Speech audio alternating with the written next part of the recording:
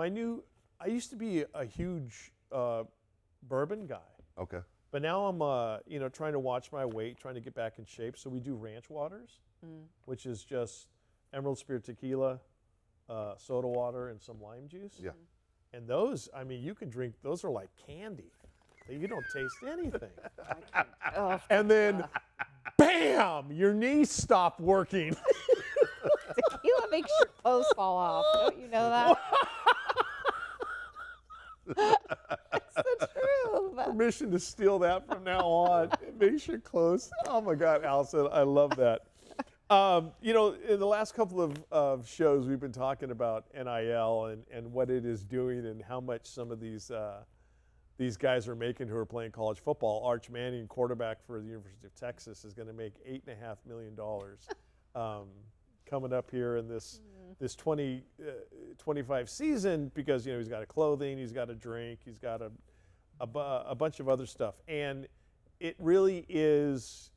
I think we're here. We're in the day and age of it's officially a big business, and it's an education, Dave. Second.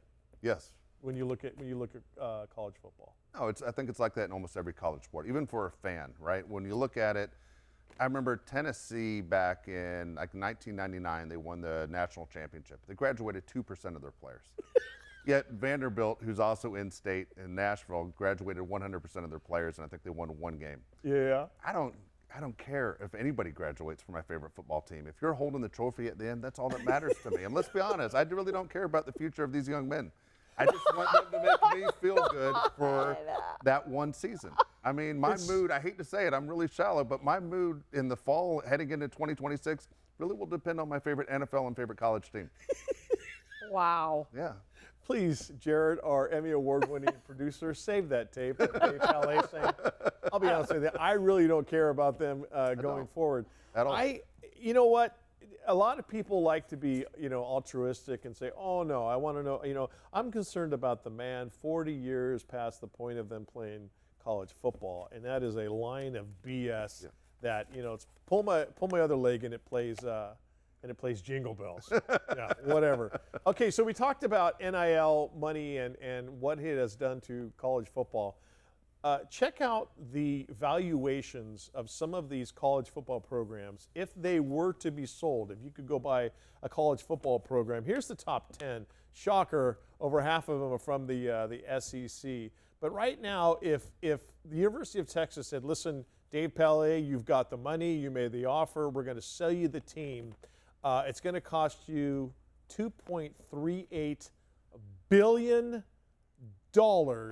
based on how much that football team makes, $183 million a season. 100% I'm in. Actually, a matter of fact, I'd rather own some of those college teams than some of the NFL teams. And if people go, oh, you're crazy.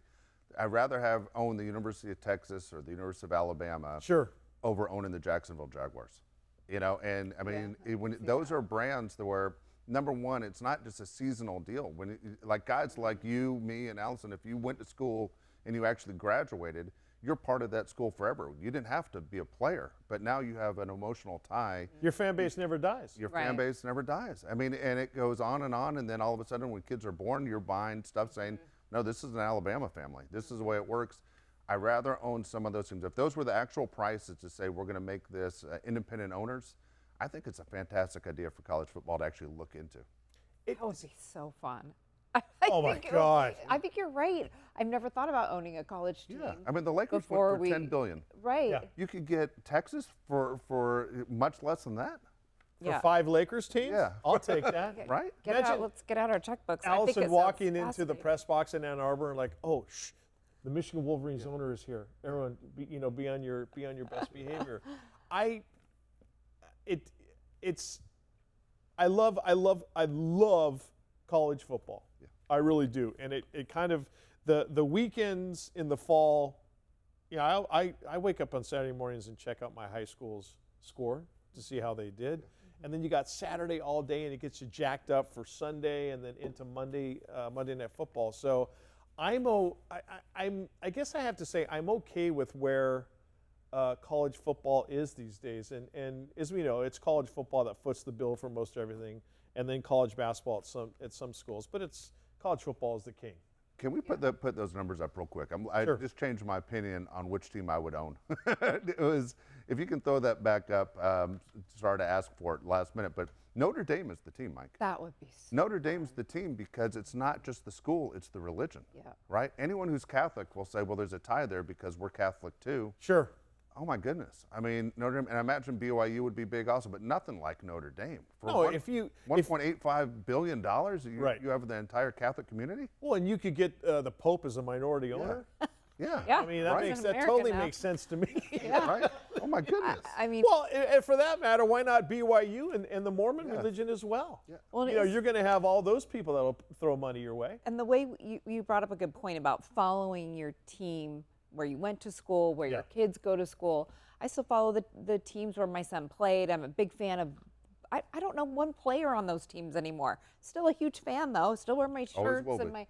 Yeah, for sure, right? You're in the same boat. Okay, does it ruin it for you as you're watching a game, or does it ever cross your mind as you're watching a game on Saturday? Joe Blow catches a 50-yard touchdown pass. Does it creep into your mind? Oh, and he's also making X amount of dollars with NIL.